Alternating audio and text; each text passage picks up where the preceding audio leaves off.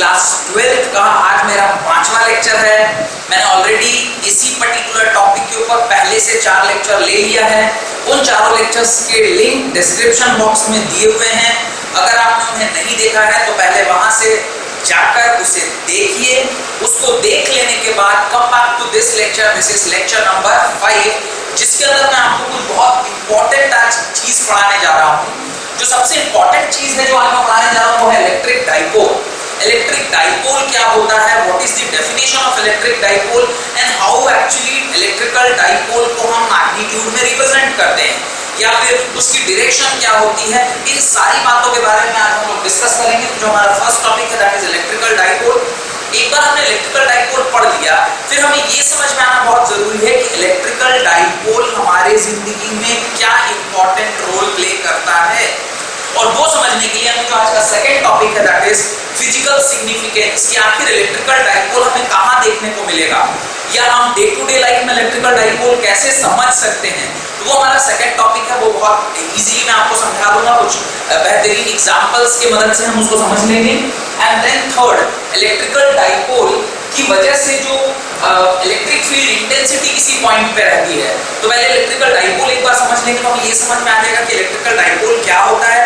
वो उसके इक्वेटर, उसके एक्सियल एक्सिस किसको कहते हैं, इक्वेटोरियल एक्सिस किसको कहते हैं, एक्सियल एक्सिस किसको कहते हैं।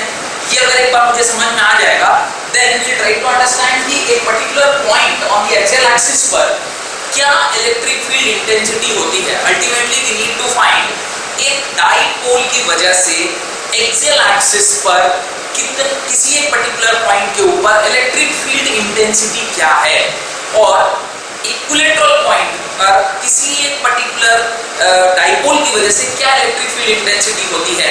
ये आज के क्लास में हम समझेंगे। बहुत ही इंपॉर्टेंट सा कॉन्सेप्ट है।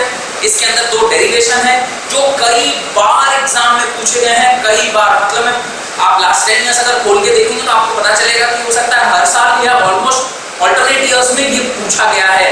शायद मुझे जितना याद आ रहा है 2018 के भी पेपर में ये क्वेश्चन पूछा गया था। इवन 2019 में भी ये क्वेश्चन इसके ऊपर आया हुआ है।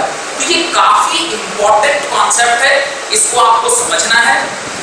वीडियो को देखते रहिए, इस चैनल को सब्सक्राइब करिए, ज्यादा से ज्यादा लाइक करिए, शेयर करिए और मेरे नए वीडियो के नोटिफिकेशन के लिए आप बेल आइकन को जरूर दबाएं सो दैट कि मैं कोई भी नई वीडियो अपलोड करूं तो उसका नोटिफिकेशन आप तक पहुंच सके।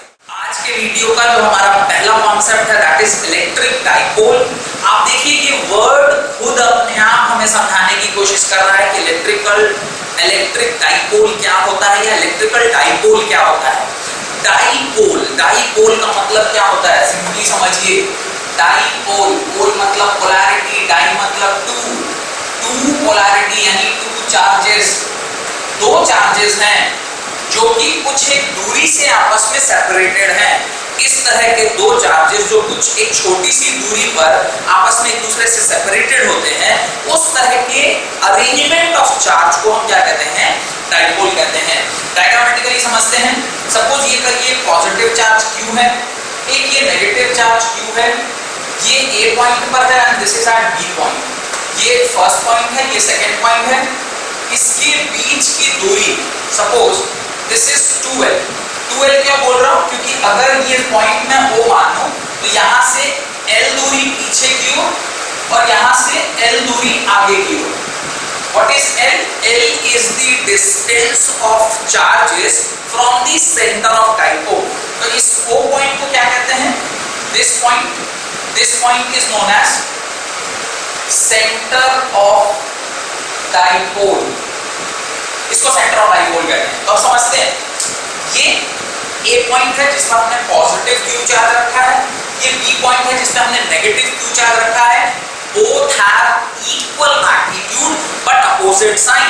दोनों का मैग्नीट्यूड सेम है लेकिन साइन अपोजिट है। तो ये पॉजिटिव Q है, ये नेगेटिव Q है और उसको हमने सेंटर से इक्वल दूरी पर दोनों साइड अगर रख दिया है then this type of arrangement is known as electric dipole. Dipole मतलब 2 पोलैरिटी, एक सेंट्रल पॉइंट से दोनों तरफ इक्वल दूरी पर अगर पॉजिटिव और नेगेटिव चार्ज को रख दिया जाए तो इस तरह के अरेंजमेंट को हम क्या कहते हैं, इलेक्ट्रिक डाइपोल कहते हैं। ठीक है, तो इसका हम लोग डेफिनेशन लिख लेते हैं। उस डेफिनेशन को लिखने के बाद we'll try to understand the other concept related to electric dipole. तो ये definition हमने लिख लिया है. Definition क्या है? Electric dipole is a pair of point charges with equal magnitude and opposite in sign separated by very small distance.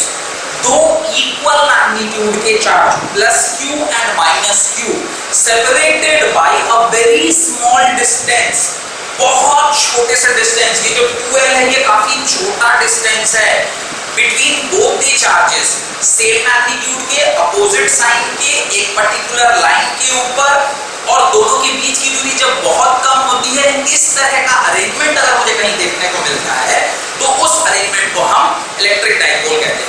और उसके बीचों बीच जो मिड पॉइंट होता है उस मिड पॉइंट को हम क्या कहते हैं? Centre of dipole.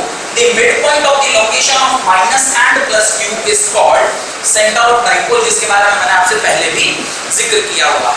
तो इलेक्ट्रिक डाइपोल अगर मुझे समझ में आ गया है तो मैं जो नेक्स्ट टॉपिक है वो डाइपोल मोमेंट क्या होता है उसको समझने की कोशिश करते हैं, और ये कोशिश करेंगे समझने का कि डाइपोल मोमेंट जो कि मैग्नीट्यूड ऑफ डाइपोल होता है वो एक वेक्टर क्वांटिटी है या स्केलर क्वांटिटी है, और उसका मैग्नीट्यूड कितना होता है. ये सारी बातों को हम लोग. अब जो मेरा नेक्स्ट कॉन्सेप्ट है that is electric dipole moment. अब इलेक्ट्रिक डाइपोल मोमेंट क्या होता है, हम इसको किस पर्टिकुलर सिंबल से डिनोट करते हैं और इसका फिजिकल सिग्निफिकेंस क्या है, ये सारी बातें हम अभी समझेंगे. तो इलेक्ट्रिक डाइपोल मोमेंट क्या है? किसी भी डाइपोल का स्ट्रेंथ अगर मुझे मेजर करना हो तो उस स्ट्रेंथ को मेजर करने के लिए हमने एक नई क्वांटिटी बनाई है इलेक्ट्रिक डाइपोल मोमेंट, जो कि एक वेक्टर क्वांटिटी होती है. तो इलेक्ट्रिक डाइपोल मोमेंट सबसे पहले मैं बता दूं कि इसको हम लोग स्मॉल p से डिनोट करते हैं. It is denoted by small p, और ये क्या करता है? किसी भी डाइपोल के स्ट्रेंथ को चेक करता है. ये एक वेक्टर क्वांटिटी है. तो डेफिनेशन अगर हम लिखना चाहें तो लिख सकते हैं the strength of electric dipole is measured in terms of electric dipole moment, which is a vector quantity, and it is denoted by small p. The strength of electric dipole is measured by a quantity known as electric dipole moment. It is a vector quantity and it is represented by small p. और उसको मैं अभी आपको diagrammatically समझाता हूँ कि अगर ये पॉजिटिव चार्ज q है, ये नेगेटिव चार्ज माइनस q है, ये पॉइंट A पर रखा हुआ है, ये पॉइंट B पर रखा हुआ है, और इसके बीच की दूरी जो है अगर उसको मैं बोलूँ ये कितना है, टोटल दूरी कितनी थी? 2l दूरी है यहाँ से लेकर यहाँ तक. तो जो आपका इलेक्ट्रिक डाइपोल होता है उसका मैग्नीट्यूड होता है q into 2l, that is p का magnitude is equal to 2ql. इसको आप डब्बे में बंद कर सकते हैं. That is what is the strength of a particular dipole? The strength of a particular dipole is denoted by the product of charge and the distance between them. तो इसको वर्ड्स में अगर हम लिखना चाहें तो क्या लिखेंगे? मैग्नीट्यूड ऑफ डाइपोल या strength of magnitude of dipole क्या होता है? Product of charge and distance between charges इन दोनों चार्ज के बीच की दूरी और जो मेरा चार्ज है पॉजिटिव q, उसके जो प्रोडक्ट है उसको हम क्या बोलते हैं? इलेक्ट्रिक डाइपोल का मैग्नीट्यूड बोलते हैं. पहली बात. लेकिन बार बार मैं आपसे एक बात बोल रहा हूँ कि इलेक्ट्रिक डाइपोल का जो मेजरमेंट है या स्ट्रेंथ ऑफ इलेक्ट्रिक डाइपोल जो हम मेजर करते हैं उसको हम in terms of vector quantity measure करते हैं. अगर कोई क्वांटिटी वेक्टर है तो मैंने अभी मैग्नीट्यूड तो समझ लिया कि ये मैग्नीट्यूड होता है, magnitude is charge into the distance between them, लेकिन इसकी डायरेक्शन भी होनी चाहिए. और डायरेक्शन हमेशा याद रखिएगा, the direction of dipole moment is always from negative charge to positive charge. इसका मतलब जो डायरेक्शन ऑफ डाइपोल होता है वो क्या होगा? Always from negative charge to positive charge. तो ये आपको ध्यान रखना है. What is the direction of dipole? Dipole के ये डाइपोल मोमेंट का डायरेक्शन क्या होता है? फ्रॉम नेगेटिव चार्ज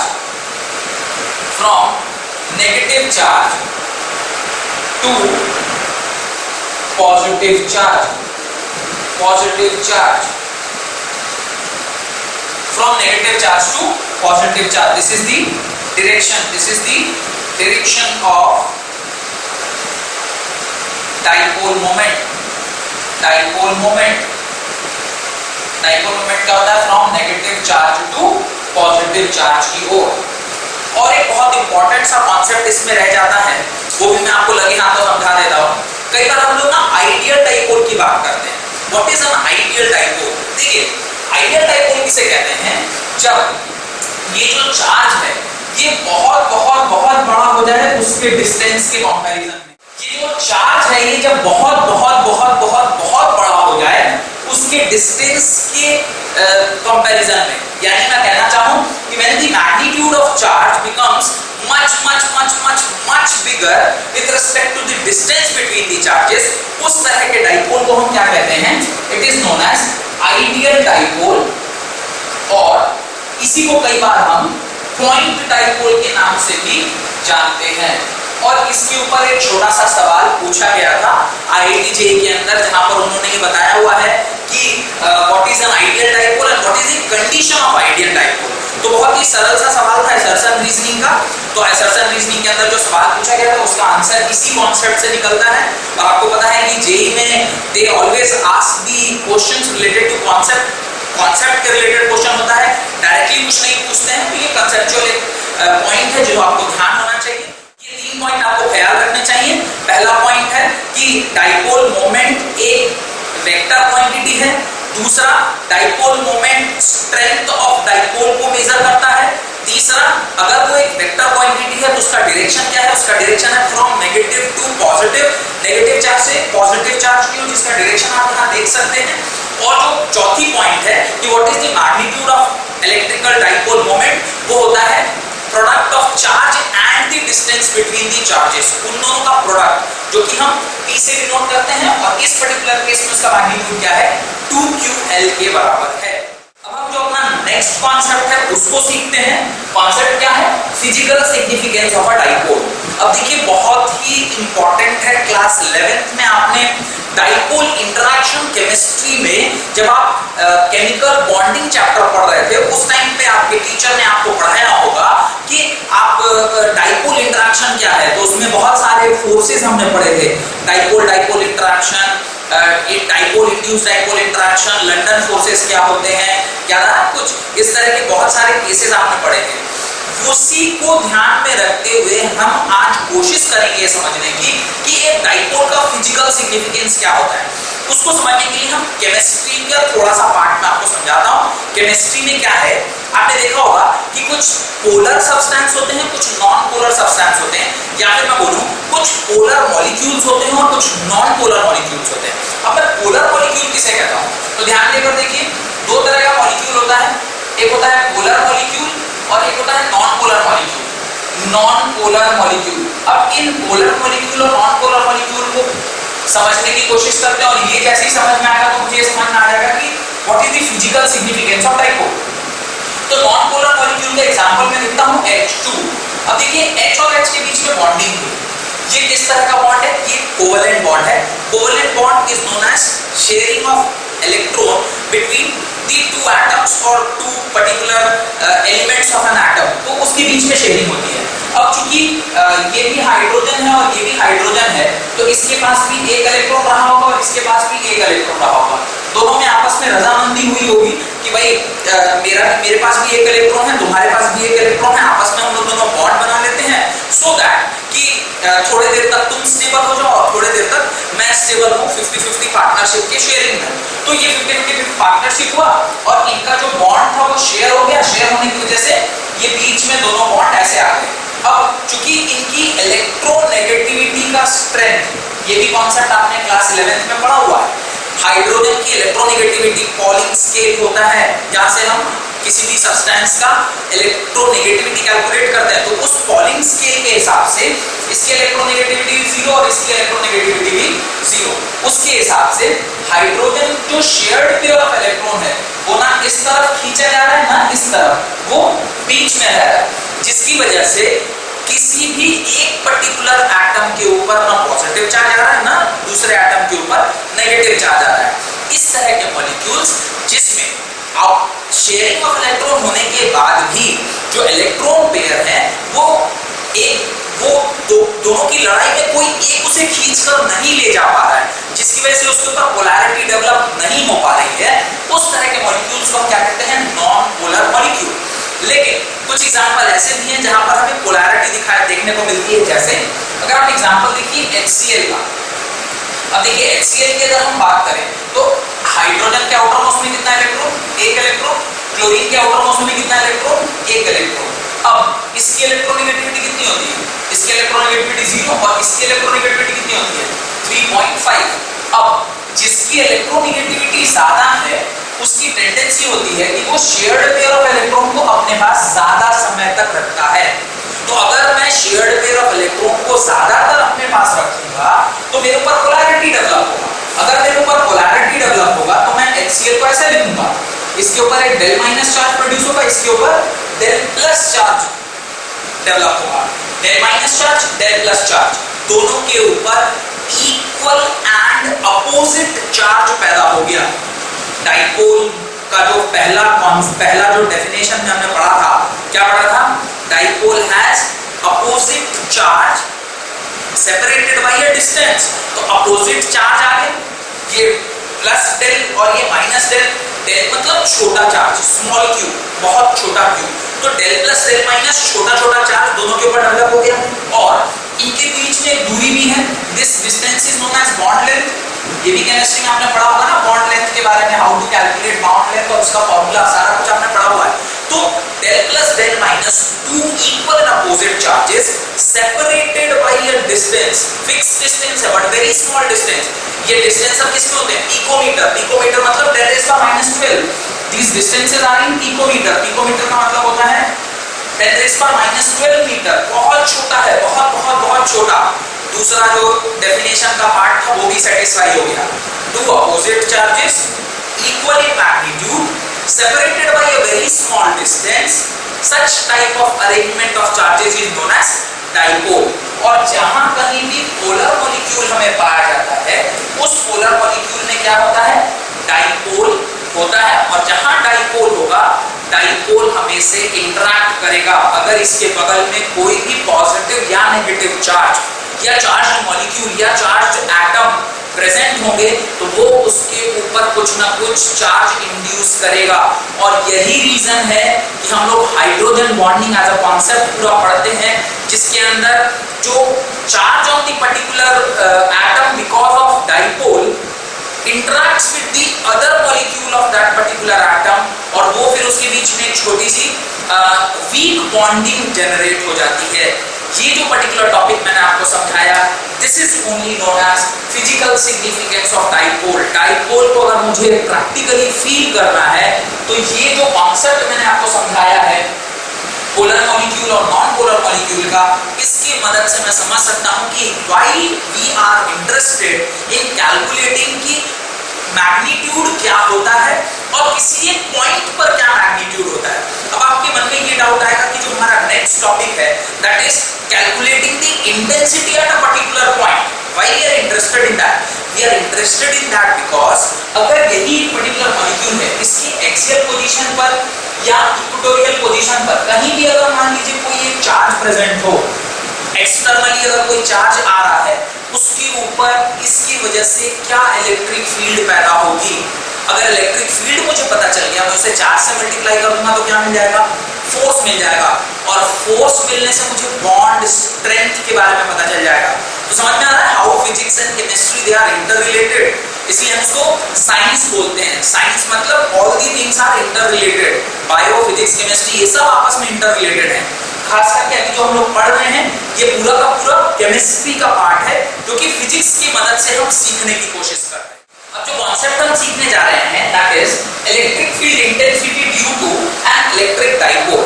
अब देखिए किसी भी पॉइंट पर अगर मुझे ये पता करना हो कि इस इलेक्ट्रिक फील्ड, ये जो इलेक्ट्रिक डाइपोल है उसके वजह से क्या उस पॉइंट पर इलेक्ट्रिक फील्ड रहने जा रहा है, उसको समझने के लिए हमें सुपरपोजिशन प्रिंसिपल का ज्ञान होना चाहिए। सुपरपोजिशन प्रिंसिपल मैंने अपने सेकंड लेक्चर ऑफ इलेक्ट्रोस्टैटिक में समझाया हुआ है। अगर आपका वो वाला कॉन्सेप्ट क्लियर नहीं है, आप इलेक्ट्रोस्टैटिक के सेकंड लेक्चर में जाइए, वहां पे आपको दिखाई देगा सुपरपोजिशन प्रिंसिपल।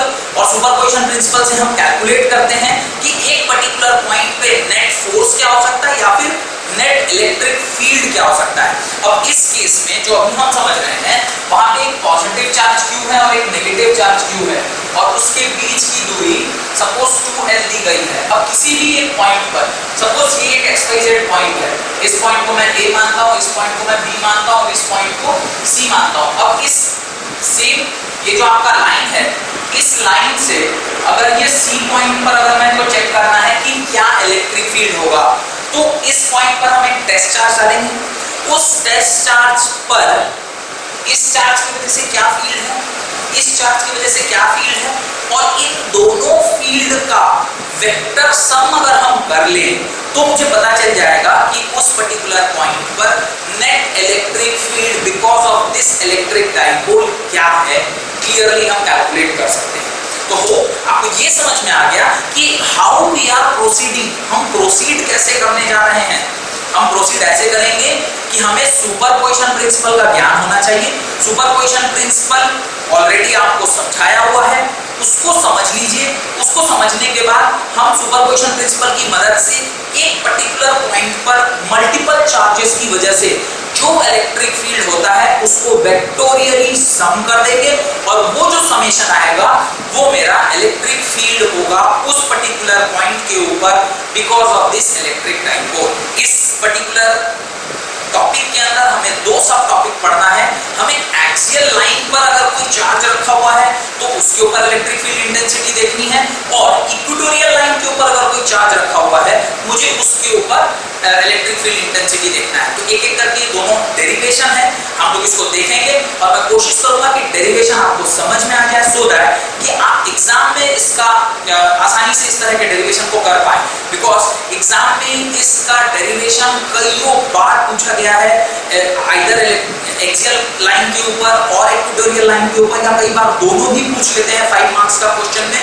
तो आप इसको एक इंपॉर्टेंट क्वेश्चन मार्क करके इस पूरे डेरिवेशन को देखिए, इसको प्रैक्टिस करिए। और जैसा कि मैंने स्टार्टिंग में आपको बताया था कि एक डेरिवेशन की कॉपी होनी चाहिए आपके पास, उस डेरिवेशन कॉपी में इस कॉन्सेप्ट को जरूर डालिए बिकॉज ये वहां होना ही चाहिए क्योंकि मल्टीपल टाइम्स एग्जाम में पूछा गया है। अब जो पहला टॉपिक है हमारा that is at a point of axial line, उसका डेरिवेशन हम लोग स्टार्ट करने जा रहे हैं। बहुत आराम से डेरिवेशन को समझिएगा, बहुत ही सरल सा डेरिवेशन है। सिर्फ एक एक करके अगर पॉइंट वाइज मुझे समझ में आ गया कितने स्टेप्स हैं उसका ख्याल मैंने रख लिया तो बड़ी आसानी से आप इसका डेरिवेशन खुद अकेले भी बैठकर कर सकते हैं। एक दो बार प्रैक्टिस करिएगा, आपसे भी ये डेरिवेशन खुद ब खुद हो जाएगा। बहुत इंपॉर्टेंट है, सिर्फ समझिए बड़ी अच्छे से। देखिए क्या कह रहा है, ये एक डाइपोल है, AB is a dipole. A point पर कितना चार्ज है, negative Q charge. B point पर कितना चार्ज है, पॉजिटिव Q चार्ज है, और दोनों के बीच की दूरी कितनी है, 2L है। तो ये एक डाइपोल है, इसमें तो अब कहीं कोई डाउट नहीं होना चाहिए। अब हमने एक पॉइंट लिया है रैंडमली P, जिसकी दूरी सेंटर ऑफ डाइपोल से x है। x से ये जो पॉइंट आपका सेंटर ऑफ डाइपोल है वहां से x दूरी पर हमने एक चार्ज लिया है और उसके ऊपर हमें इलेक्ट्रिक फील्ड इंटेंसिटी कैलकुलेट करना है because of this negative charge and this positive charge. इस नेगेटिव चार्ज और इस पॉजिटिव चार्ज की वजह से इस पॉइंट P पर एक हमने टेस्ट चार्ज रखा है। ध्यान रखिएगा, टेस्ट चार्ज हमेशा कैसा होता है, पॉजिटिव चार्ज होता है। तो हमने एक पॉजिटिव टेस्ट चार्ज रखा हुआ है और उसके ऊपर हम नेट इलेक्ट्रिक फील्ड फाइंड करना चाहते हैं बिकॉज ऑफ दिस डाइपोल। अब उसको डेरिवेशन स्टार्ट करने से पहले मैं कुछ चीजें आपको समझा देना चाहता हूँ, उसको आप ध्यान से समझिए कि मुझे जब कभी भी मैं इलेक्ट्रिक फील्ड लिखूंगा तो इलेक्ट्रिक फील्ड लिखने के लिए मुझे डिस्टेंस की जरूरत पड़ेगी। तो मैं ये देखता हूँ कि इस चार्ज से, जो चार्ज हमने यहाँ पर एक पॉजिटिव Q रखा हुआ है, उसके बीच की दूरी क्या हो, ये डिस्टेंस मुझे पहले कैलकुलेट करना होगा। ये डिस्टेंस क्या होगा, देखिए अगर ये 2L है तो मैं ये बोल सकता हूँ कि यहाँ से यहाँ की दूरी L होगी। अगर ये L है, यहाँ से यहाँ तक x है, तो इस दूरी को क्या मैं x माइनस L लिखूं, कोई दिक्कत? Can I right x minus L? देख सकते हैं यहाँ से यहाँ की दूरी x है, यहाँ से यहाँ की दूरी L है, इस x में से इस L को माइनस कर देंगे तो ये दूरी मुझे x माइनस L मिल जाएगी। सिमिलरली इस साइड भी जो दूरी है वो कितनी है, ये भी दूरी L है। अब ये x है, ये L है, और मैं अगर ये देखना चाहूँ कि इस पॉइंट से उस पॉइंट की दूरी क्या है, यानी ये नेट डिस्टेंस कितना है। नेट डिस्टेंस मतलब यहां से लेकर यहां तक की दूरी कितनी है। अगर ये डिस्टेंस मुझे निकालना है तो मैं इस x में इस l को जोड़ दूं तो ये डिस्टेंस क्या होगा, x प्लस l होगा ही होगा। ये अगर मुझे समझ में आ गया तो इसके बाद का डेरिवेशन बहुत इजी है। देखिए क्या होता है, इसके बाद मैं पूरे बोर्ड को ना दो पार्ट में डिवाइड कर लेता हूं इन ऑर्डर टू आपको आसानी से डेरिवेशन समझ में आए। अब देखिए मुझे क्या लिखना चाहिए, electric field at point P is equal to electric field because of B charge present at P plus electric field because of charge present at A। ये हमने बिना वेक्टर साइन के सिंपल सुपरपोजिशन प्रिंसिपल को ध्यान में रखते हुए सीधे सीधे लिख दिया कि electric field at point P क्या होगा, तो B पे जो चार्ज है उसकी वजह से प्लस A पर जो चार्ज है उसकी वजह से। लेकिन यहाँ पर जो चार्जेस हैं वो क्या सेम नेचर के अपोजिट नेचर के, अपोजिट नेचर के, तो मुझे थोड़ा सा इलेक्ट्रिक फील्ड का डायरेक्शन भी चेक करना होगा। अब देखिए ये पॉजिटिव चार्ज है और ये भी क्या है, पॉजिटिव चार्ज, ये बोथ आर पॉजिटिव, तो इसकी वजह से एक इलेक्ट्रिक फील्ड EB जनरेट होगा इस तरफ, समझ में आया। इस पॉइंट पर इस चार्ज की वजह से एक इलेक्ट्रिक फील्ड डेवलप होगा उस तरफ। Region, this is also positive, this is also positive. हमने पढ़ा हुआ है हमारे थर्ड लेक्चर में, जहां पे मैंने इलेक्ट्रिक फील्ड आपको समझाया है, वहां पे मैंने आपको क्लियरली बताया था कि इलेक्ट्रिक फील्ड का direction is same as the direction of force.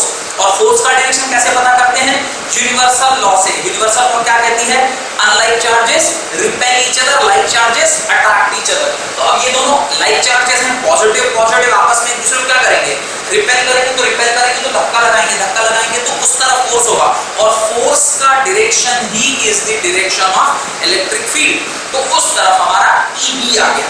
अब इस A पॉइंट की वजह से इसके ऊपर क्या फील्ड आएगा, ये वाला कौन सा चार्ज है, नेगेटिव चार्ज, ये कौन सा चार्ज है, पॉजिटिव चार्ज। ये नेगेटिव चार्ज उस पॉजिटिव चार्ज को अपनी ओर क्या करेगा, खींचेगा, खींचेगा मतलब अट्रैक्ट करेगा। अगर अट्रैक्ट कर रहा है तो फोर्स इधर, और चूंकि फोर्स इधर लग रहा है तो इसके ऊपर जो इलेक्ट्रिक फील्ड का डायरेक्शन होगा वो भी इधर ही होगा। अब आपके मन में एक और डाउट आना चाहिए, बोले सर आपने इस तरफ तो बड़ा दिया है एरो का साइन और इस तरफ छोटा दे दिया, ऐसा क्यों किया है। देखिए जहां डिस्टेंस स्मॉल होगा वहां पे मैग्नीट्यूड बहुत बड़ा होता है। कैसे समझते हैं, अब इसको आप समझने के लिए इलेक्ट्रिक फील्ड का फॉर्मूला लिखिए। इलेक्ट्रिक फील्ड क्या होता है, 1/4πε0 चार्ज डिवाइडेड बाय r²।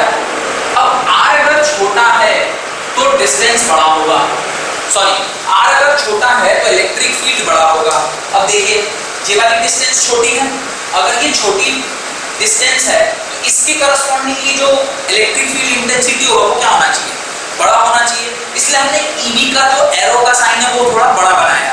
अगर किसी भी वेक्टर क्वांटिटी के एरो का साइज बड़ा है इसका मतलब क्या होता है, इसका मतलब होता है उसका मैग्नीट्यूड ज्यादा है, तो इसका मैग्नीट्यूड EA के मैग्नीट्यूड से बड़ा है। तो I can easily right here कि जो आपका EB है that EB is greater than EA।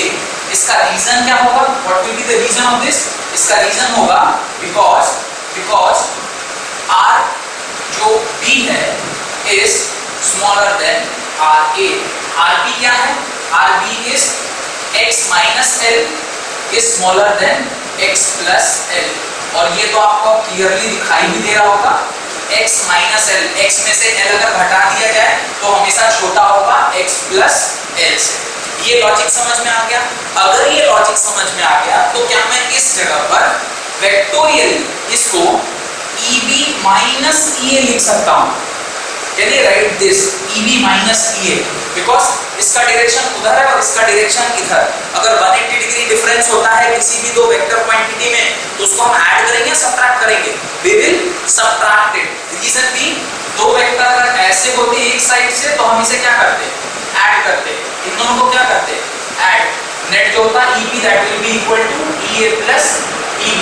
लेकिन एक इस तरफ है और दूसरा इस तरफ, अगर ऐसा नहीं होता है तो क्या लिखेंगे, EB is equal to EB minus EA। अगर ये वाला EB है और ये वाला EA है। देन अब हमने ये भी समझ लिया कि ये वेक्टोरियली ये इस तरह से लिखा जा सकता है। तो अब मेरा नेक्स्ट काम क्या होना चाहिए, मुझे EB लिखना चाहिए। EB क्या लिखूंगा, 1/4πε0 Q जो कि आपका चार्ज है, R क्या है, व्हाट इज द डिस्टेंस, तो डिस्टेंस क्या है x माइनस एल का होल स्क्वायर। कोई दिक्कत? ई ए का मैग्नीट्यूड क्या लिखेंगे? 1/4 पाई एप्सिलॉन नॉट। इसको सॉल्व करेंगे तो q डिवाइडेड बाय, अभी ई ए का दूरी कितना है, व्हाट इज द दूरी distance between A and that p point, तो ये क्या है x प्लस l का होल स्क्वायर। अब ये दोनों मुझे मिल गया तो क्या मैं EP को लिख सकता हूँ EB माइनस EA? अगर मैं ऐसा लिख सकता हूँ तो क्या नेक्स्ट स्टेप में मैं ऐसा लिखूं 1/4 pi epsilon naught q by x minus l का whole square minus 1/4 pi epsilon naught q by x plus l का होल स्क्वायर। अब देखिए अगले स्टेप में क्या जो कॉमन आ रहा है मैं उसे कॉमन ले लूं, तो 1/4 pi epsilon naught q sign के साथ में कॉमन ले लेता हूं। बचेगा क्या अंदर? अंदर क्या बचेगा 1/x माइनस l का whole square minus 1/x plus l का होल स्क्वायर। डन। यहां तक अगर मुझे समझ में आ गया है तो फिर मैं इसको फर्दर सॉल्व कर। अब हम लोग इसे आगे का लिखते हैं तो आप EP क्या लिखोगे? EP लिखोगे 1/4 पाई एप्सिलॉन नॉट ब्रैकेट के अंदर। अब देखो नीचे क्या हम लोग एलसीएम ले सकते हैं, ध्यान से देखिए नीचे एलसीएम ले लेंगे। नीचे एलसीएम लेंगे तो क्या आएगा x माइनस l का whole square into x plus l का होल स्क्वायर। और ऊपर मैं अभी ना इसी तरीके से छोड़ देता हूं, इसको इसलिए छोड़ रहा हूं सो दैट कि लास्ट में, ठीक है कोई बात नहीं आप साथ साथ लेके चलो, तो x प्लस l का whole square into q minus x minus l का होल स्क्वायर इनटू q। आप ये लिखो। अब अगले स्टेप में EP को आप क्या लिखोगे 1/4 पाई एप्सिलॉन नॉट। अब देखो जरा इसको ठीक से ध्यान से देखना सॉल्व करके, इसको क्या लिख सकते हैं x minus l into x plus l का होल स्क्वायर। और इसको भी थोड़ा सॉल्व कर लेते हैं तो a square plus b square plus 2xl into q। q को ना बाहर ही ले लेते हैं क्योंकि अननेसेसरली q को अंदर रख के कोई मतलब नहीं बनता है, तो हम लोग q को बाहर ही ले लेते हैं। q बाहर आ गया माइनस इसको क्या लिखोगे x square plus l square minus 2xl और इसको आप डब्बे में बंद कर लो, ठीक है। अगले स्टेप में क्या लिखोगे EP is equal to q divided by 4 pi epsilon naught. थोड़ा सा इस ब्रैकेट को सॉल्व करते हैं, ऊपर सॉल्व करेंगे तो क्या होगा देखना, ये माइनस साइन है, ये वाला और ये वाला कैंसिल, ये भी माइनस साइन हो जाएगा, ये और ये कैंसिल, ऊपर ये माइनस और ये माइनस मिलके प्लस, तो क्या होगा 2xl प्लस 2xl, ठीक है। और नीचे देखो क्या होगा, ये देखो a minus b a plus b, a minus b और a प्लस b क्या होता है a minus b a plus b, a square minus b square. तो ये पूरा a है और ये पूरा b है, तो a square minus b square आप लिख सकते हो। इसको आप लिखोगे तो क्या लिखोगे x square minus l square का होल स्क्वायर, और यूं आप ब्रैकेट को क्या कर लो बंद कर लो। अब नेक्स्ट स्टेप में जब आप EP लिखोगे तो क्या लिखोगे q by 4 pi epsilon not, ये क्या हो गया 4xl divided by x square minus l square का होल स्क्वायर। अब यहां जरा ध्यान से देखना, ऊपर क्या हो गया 4xl इनटू q। आपको डाइपोल का फॉर्मूला पता है क्या, P इज इक्वल टू क्या होता है 2l into q। 2l into q का मतलब क्या होता है 2ql। तो क्या मैं P को 2ql को P से रिप्लेस कर सकता हूं? देखिए EP is equal to 1/4 pi epsilon naught, इसमें से एक 2 छोड़ देते हैं, क्या लिखेंगे 2qxl और 2qxl divided by x square minus l square का होल स्क्वायर। इसको यहीं पर मैं लिख देता हूं 1/4 पाई एप्सिलॉन नॉट। अब ये 2ql की जगह p लिख सकता हूं क्या, तो यहां पे क्या आ जाएगा 2 छोटा p into x divided by x square minus l square का होल स्क्वायर। यहां तक अगर आपको समझ में आ गया हो तो मेरा काम खत्म हो गया है, और इसके बाद सिर्फ हमें क्या करना है इसको जनरलाइज कर कर लिख देना है।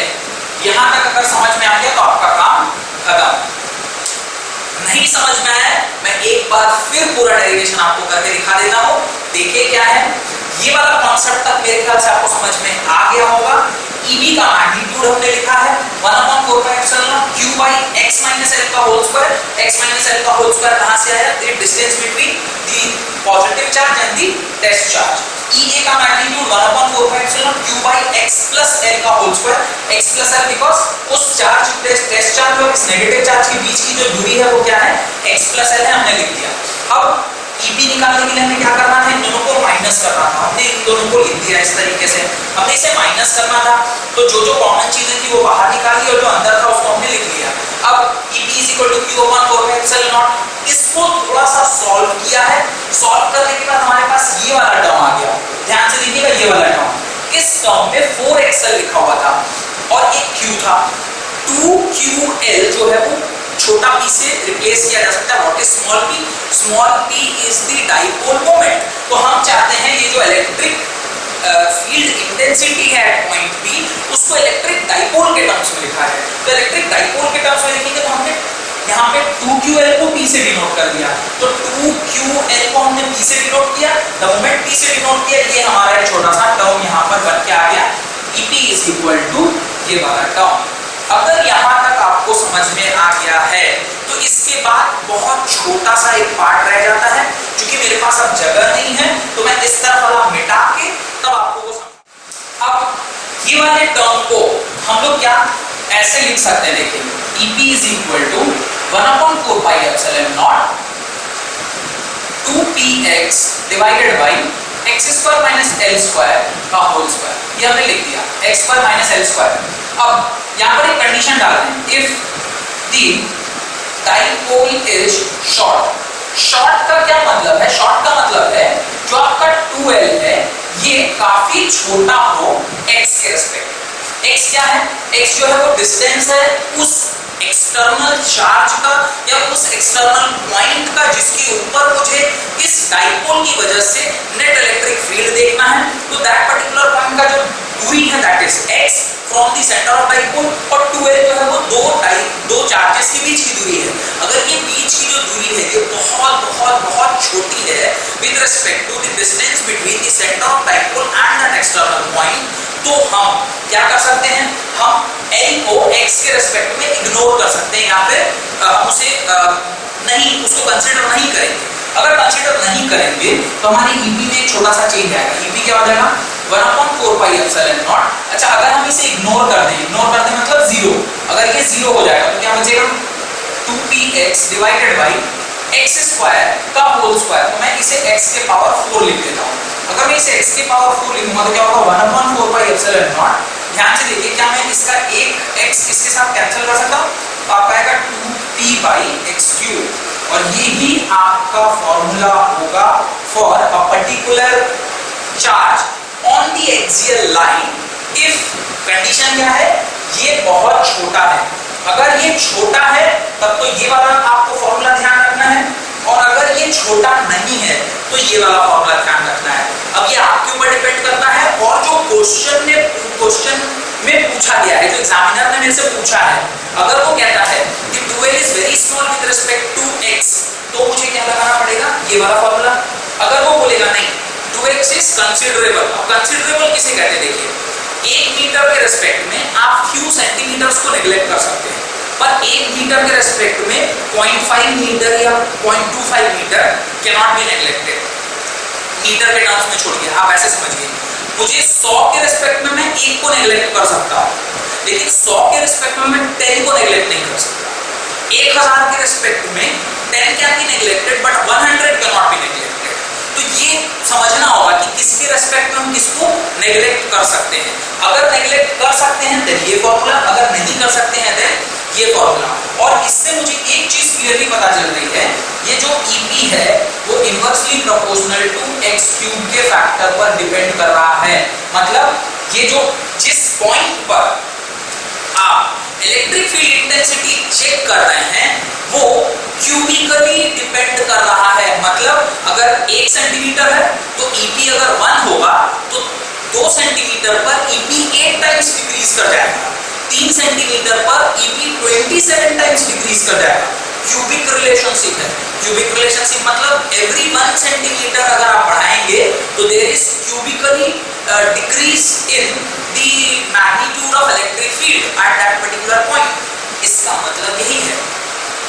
तो इसको वर्ड्स में हम लिख सकते हैं the magnitude of electric field is inversely proportional to the distance the cubic distance cube of the distance between the center of dipole and the charge। ठीक है, तो ये लाइन को आपको ध्यान रखना है और यही इस पूरे डेरिवेशन का जो हमने किया है उसमें तीन चीजें बहुत इंपॉर्टेंट है। पहला ये पार्ट बहुत इंपॉर्टेंट है, सेकंड ये फॉर्मूला बहुत इंपॉर्टेंट है और तीसरा ये कॉन्सेप्ट बहुत इंपॉर्टेंट है। तीनों को मैंने डब्बे में बंद कर दिया है, इसको आपको ध्यान रखना है और होप कि आपको ये डेरिवेशन समझ में आया हो। अगर ये डेरिवेशन समझ में आ गया है then will move on to the next concept of equatorial line पर अगर कोई चार्ज रखा गया हो पॉजिटिव टेस्ट चार्ज तो उसके ऊपर किस तरीके से हम इलेक्ट्रिक फील्ड इंटेंसिटी का। और अब हम अपने last concept that is a point on equatorial line के ऊपर इलेक्ट्रिक फील्ड इंटेंसिटी कैसे कैलकुलेट करते हैं इसका डेरिवेशन करेंगे। इसका डेरिवेशन भी काफी आसान है। इसका डेरिवेशन इसलिए मैं आसान बोल रहा हूं क्योंकि ये आप बड़ी आसानी से समझ सकते हैं। पहले वाला भी मुझे पूरा विश्वास है कि आपको समझ में आ गया होगा। अगर पहला वाला आपको समझ में आ गया है तो 100% श्योर रहिए कि दूसरा भी आपको समझ में आ जाएगा। बस सिर्फ जैसे जैसे मैं करता जा रहा हूं बस उसको आप ध्यान से देखिए, 100% आपको समझ में आएगा। अब देखिए क्या कह रहा है, ये एक चार्ज है, this is positive Q charge या मैं बोलूं this is negative Q charge जो कि एक पॉइंट ए पर रखा हुआ है और एक चार्ज बी पर रखा है दैट इज नेगेटिव, ये पॉजिटिव चार्ज है। ठीक इसके बीचों बीच आपका सेंटर ऑफ डाइपोल होगा। इस सेंटर ऑफ डाइपोल से x दूरी पर, इस सेंटर ऑफ डाइपोल से x दूरी पर एक charge test charge positive q पर रखा गया है, दिस इज टेस्ट चार्ज। अब यहां से यहां की दूरी क्या है, दिस डिस्टेंस इज 12। अगर ये दूरी 12 है तो मुझे बताइए ये दूरी क्या होगी L और ये दूरी भी क्या होगी L। अब मुझे इस पर्टिकुलर चार्ज की वजह से इसके ऊपर क्या फील्ड डेवलप होगा वो भी देखना है। इस पर्टिकुलर चार्ज की वजह से इस चार्ज के ऊपर क्या फील्ड डेवलप होगा वो भी देखना है और दोनों का वेक्टोरियल सम मुझे चेक करना है। अब ये नेगेटिव चार्ज है, ये पॉजिटिव चार्ज है। आप मुझे बताइए कि ये नेगेटिव है, ये पॉजिटिव है, ये इसको अट्रैक्ट करेगा रिपेल करेगा? कॉमन सेंस कहता है नेगेटिव चार्ज पॉजिटिव चार्ज को अपनी ओर अट्रैक्ट करेगा। तो यहाँ पे एक वर्चुअल ट्रायंगल आपको ऐसा बनता दिख रहा होगा।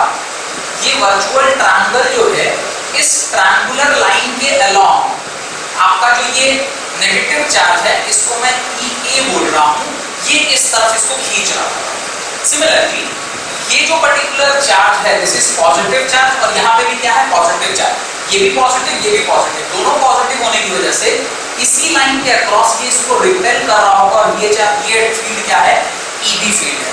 This is EA, this is EB। Electric field because of charge present eight B, electric field because of charge present at A। हम लोगों को E इस पॉइंट को अगर मैं Q नाम दे दूं तो ये EQ कैलकुलेट करना है और EQ क्या होगा, सिंपली अगर लिखा जाए तो ये होगा EB प्लस E। ये मैग्नीट्यूड वाइज हम डायरेक्टली ऐसा लिख रहे हैं पर मुझे मैग्नीट्यूड वाइज नहीं लिखना है, मुझे वेक्टोरियल सम करना है। अगर मुझे वेक्टोरियल सम करना है मुझे और थोड़ा सा इस डायग्राम में ध्यान देना होगा। अब ये मान लीजिए एंगल थीटा है, बिकॉज ये देख के लग रहा है आइसोसेलेस ट्रायंगल है। अगर ये एंगल थीटा है तो मुझे दो चीजें कैलकुलेट करनी होगी। एक तो यहाँ से यहाँ तक की दूरी क्या है। अब ये 90 डिग्री है, this is L and this is X। तो क्या मैं इस दूरी को x² प्लस L² लिख सकता हूँ? आप ये अगर नहीं समझ में आया हो तो पाइथागोरस थ्योरम लगाया है, let that distance be d, d क्या होगा under root L² plus x²। तो ये जो पर्टिकुलर दूरी है वो L² प्लस x² का अंडर रूट हो जाएगा। ये हमारा दूरी निकल के आ गया x² प्लस L² का अंडर रूट। ये इधर का है तो यहाँ का भी वही होगा बिकॉज जैसा ही सिमेट्रिकल है, आइसोसेलेस ट्रायंगल में थीटा सेम तो साइड भी सेम, तो ये वाला भी कितना होगा, ये वाला भी होगा x² प्लस L² के बराबर। अब ये डिस्टेंस भी निकल गया। डिस्टेंस में भाई we are interested in calculating distance, क्योंकि आप जानते हैं कि जब कभी भी हम इलेक्ट्रिक फील्ड निकालते हैं तो उसका फॉर्मूला होता है 1/4πε0 Q/r²। तो मुझे दोनों चार्जेस के बीच का डिस्टेंस तो कैलकुलेट करना ही होता है। अब EA और EB ये वेक्टर क्वांटिटी है, अगर ये वेक्टर क्वांटिटी है तो छोटी सी एक और चीज मुझे देखनी चाहिए, वो क्या है मैं आपको भी दिखाता हूँ। वो ये है कि EA और EB का मैग्नीट्यूड सेम रहेगा। रीजन, डिस्टेंस दोनों सेम है।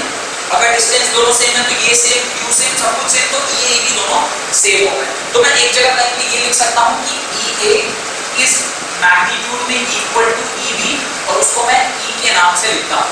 तो अब EA EB दोनों सेम हो गए। अब सेकंड चीज, अगर ये एंगल थीटा है तो आप देख रहे हैं ये ट्रांसवर्सल है, तो ये वाला एंगल भी क्या होगा, थीटा होगा।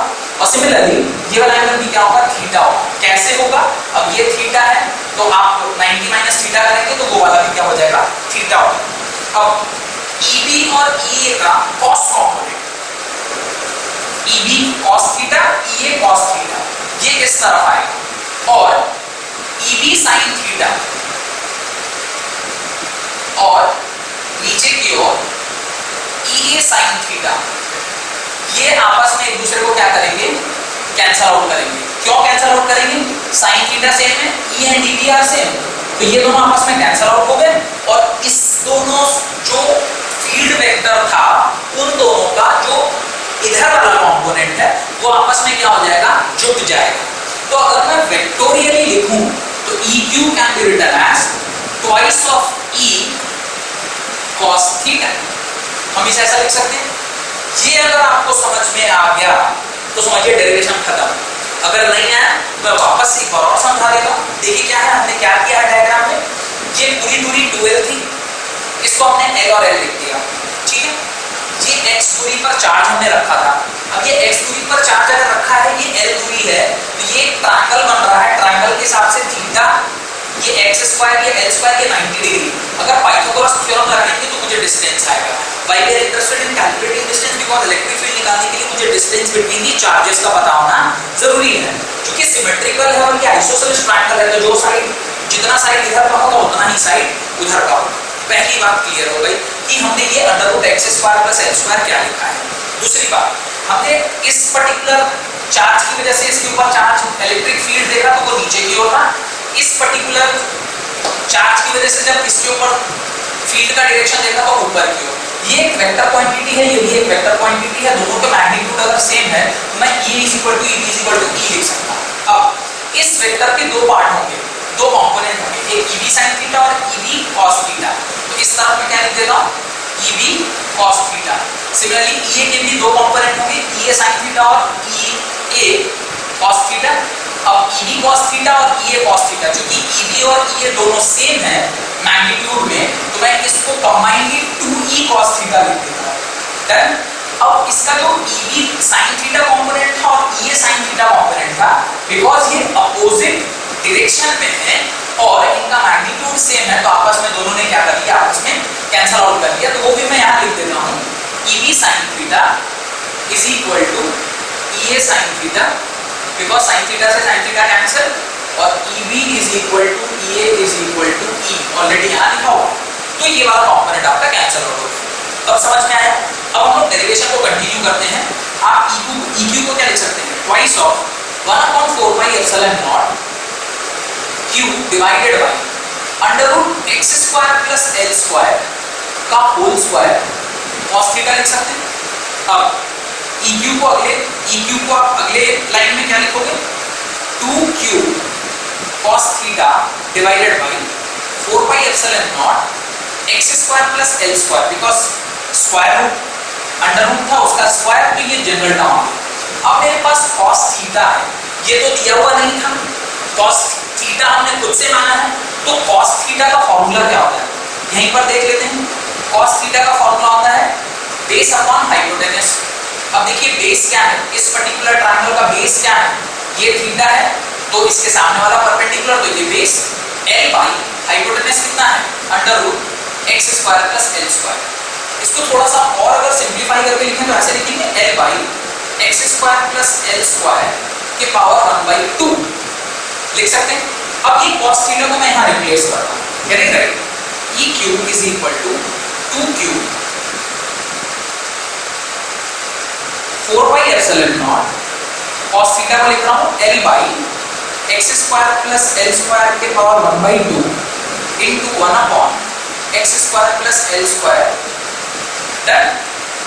अब इसको थोड़ा सा और ठीक से लिखा जाए तो ये 2qn हो गया ऊपर, नीचे लिखा 4 पाई एप्सिलॉन नॉट। इसको लिख सकते हैं ना x square plus l square के पावर 3/2, यहाँ 1 और यहाँ 1/2, दोनों को जोड़ेंगे तो क्या होगा 3/2। If the base is same and powers can be added, तो हमने इसको यूं लिख लिया। अब देखिए एक और चीज हम पढ़े हुए हैं, small p is equal to क्या होता है 2ql, इसको क्या मैं 2ql से रिप्लेस कर सकता हूं, तो मैं लिख देता हूं p by 4 pi epsilon naught x square plus l square के पावर 3/2। ये फॉर्मूला बन गया आपका पहला फॉर्मूला जो आपके काम आने वाला है। अब यहां से और एक चीज देखते हैं, और एक चीज क्या देखते हैं, और एक चीज हमें ये देखना है कि अगर ये l छोटा हो विद रिस्पेक्ट टू x, जो हमारा कंडीशन था, आपने पिछले केस में ये कंडीशन निकाला था, उस कंडीशन को देखते हैं। If the length of dipole is short, अगर ऐसा है तो कंडीशन में अप्लाई होता है 2l is very small with respect to x। अगर ऐसा होगा तो हम क्या करेंगे, ये जो l वाला टर्म है इसको क्या कर देंगे, जीरो कर देंगे ना। तो इसको यहाँ ना जीरो करके मैं क्या करता हूँ, फिर से एक बार लिख लेता हूँ सो दैट क्या कंफ्यूज ना हो। तो EQ को मैं क्या लिख सकता हूँ 1/4 pi epsilon naught p by x square plus l square के पावर 3/2। डन, यहाँ तक कोई दिक्कत। अब अगर ऐसा ही छोटा है तो मैं इसको क्या लिख दूँ 0। अगर मैंने इसे 0 लिख दिया तो क्या बच गया p by 4 pi epsilon naught. थोड़ा सा ठीक से देखिए, ये 2 से ये 2 कैंसिल हो जाएगा और x क्यूब रह जाएगा। मैं इसे क्या लिखूंगा x क्यूब, और EQ can be written as p by 4 pi epsilon naught x cube. और ये आपका क्या हो गया, सेकंड जो फॉर्मूला है वो ये बनेगा। इक्वेटोरियल पोजीशन पर जो इलेक्ट्रिक फील्ड इंटेंसिटी होगी बिकॉज ऑफ द डाइपोल, वो कितना होगा EQ is equal to P 4 pi epsilon naught x cube. ये कब, जब ये x जो है ये इस L के रेस्पेक्ट में काफी बड़ा है। अगर बड़ा नहीं है तो कौन सा फॉर्मूला लगाएंगे, ये वाला फॉर्मूला। अगर छोटा है L is very small with respect to it, तो ये वाला फॉर्मूला। और यहां से भी मुझे समझ में आ रहा है कि EQ is inversely proportional to cube of distance, जो हमने डिराइव किया था फॉर EP। एक्सियल पॉइंट पर भी सेम रिलेशनशिप आ रहा था और EQ में भी सेम डिपेंडेंसी है। डिपेंडेंसी क्या है, the electric field at particular point because of dipole is inversely proportional to cube of distance from the center of dipole। Centre of dipole से जितनी दूरी पर आप जाओगे तो क्यूबिकली डिक्रीज करता जाएगा। डिक्रीज करना मतलब अगर डिस्टेंस 1 सेंटीमीटर से बढ़ रहा है तो जो आपका इलेक्ट्रिक फील्ड है वो 1 सेंटीमीटर एक यूनिट से घटेगा। अगर आपने डिस्टेंस को 2 यूनिट बढ़ाया है, या एक्चुअली बोला जाए 2 यूनिट बढ़ा दिया, तो आपका जो इलेक्ट्रिक फील्ड इंटेंसिटी है वो 8 टाइम्स डिक्रीज करेगा। अगर आपने डिस्टेंस को 3 टाइम्स बढ़ाया है तो electric field intensity 27 times, it is cubical relationship, 3 का क्यूब 27, तो 27 टाइम डिक्रीज करेगा एंड सो ऑन। तो इस तरीके से आपने EP और EQ का जो डिपेंडेंसी था वो भी देख लिया, कब कौन सा फॉर्मूला लगाते हैं वो भी देख लिया। एक लास्ट सिर्फ पॉइंट मुझे समझाना है, what is the ratio of E axial by E equatorial। ये समझ के आज के लेक्चर को हम लोग खत्म करें। तो अब हम लोग दोनों जो डेरिवेशन किए हैं आज, that is electric field intensity on a particular point because of a dipole on axial line and electric field intensity on a particular point because of dipole on equatorial line, इन दोनों के बीच में हम ratio निकालने की कोशिश करते हैं। तो रेशियो निकालने से पहले मुझे क्या करना चाहिए, electric field at particular point on axial axis, इसको मैं ऐसे लिख देता हूँ। एक्सियल लाइन के ऊपर जो हमने निकाला था वो क्या निकाला था 1/4 pi epsilon not twice of P by x cube. और जो आज हम अभी जस्ट अभी निकाले हैं इक्वेटोरियल पोजीशन पे, दैट इज इक्वेटोरियल पोजीशन पर जो अभी हमने निकाला है वो कितना निकाला है 1/4 pi epsilon naught P by x cube. अब मुझे अगर कोई बोले EP by EQ का आप रेशियो निकालो। तो रेशियो निकालने के लिए आप क्या करोगे, दोनों को लिख दोगे, epsilon naught 2p by x cube whole divided by 1/4 pi epsilon naught p by x cube. 1/4 formula ये खत्म हो गया, p से p गया, x क्यूब से x क्यूब गया, EP by E cube is equal to आ गया 2। और इसी को अगर मैं ठीक से लिखूं तो क्या लिखूंगा, EP is equal to twice of E cube. EP is twice of E cube का मतलब है जिस रेट से इक्वेटोरियल पोजीशन पर आपका इलेक्ट्रिक फील्ड चेंज करता है एक यूनिट x को बदलने पर, उसके डबल रेट से EP मतलब एक्सियल लाइन पे 1 सेंटीमीटर के चेंज होने से रिलेशनशिप डबल कर जाता है। तो ये एक बहुत इंपॉर्टेंट रिलेशनशिप है, EP by EQ is equal to 2। या मैं बोलूं electric field intensity because of electric dipole on axial line is twice the electric field intensity because of electrical dipole on equatorial axis. ये बहुत important सा relationship है, इसको आपको ध्यान रखना है। कई बार जेईई में भी इसके ऊपर सवाल पूछा गया है और 1 नंबर के क्वेश्चन में आपके बोर्ड्स एग्जाम में भी इसके ऊपर सवाल पूछते हैं। होप कि आज का दोनों डेरिवेशन आपको समझ में आया है। इन दोनों डेरिवेशन को आप अपने डेरिवेशन कॉपी में जरूर लिखिएगा और उसको कुछ दिनों पे रिवाइज करते रहिएगा। बहुत इंपॉर्टेंट है, एग्जाम में कई बार पूछा गया है। होप कि जो मैं आपको पढ़ा रहा हूँ वो समझ में आ रहा है। अगर समझ में आ रहा है तो मेरे चैनल को लाइक करिए, ज्यादा से ज्यादा शेयर करिए इस वीडियो को, और हाँ मेरे चैनल को सब्सक्राइब जरूर करिए। In order to get notification bell icon को जरूर दबाएं सो दैट कि जो भी मैं नई वीडियो बनाता हूँ उसका नोटिफिकेशन आप तक पहुंच पाए। Thank you.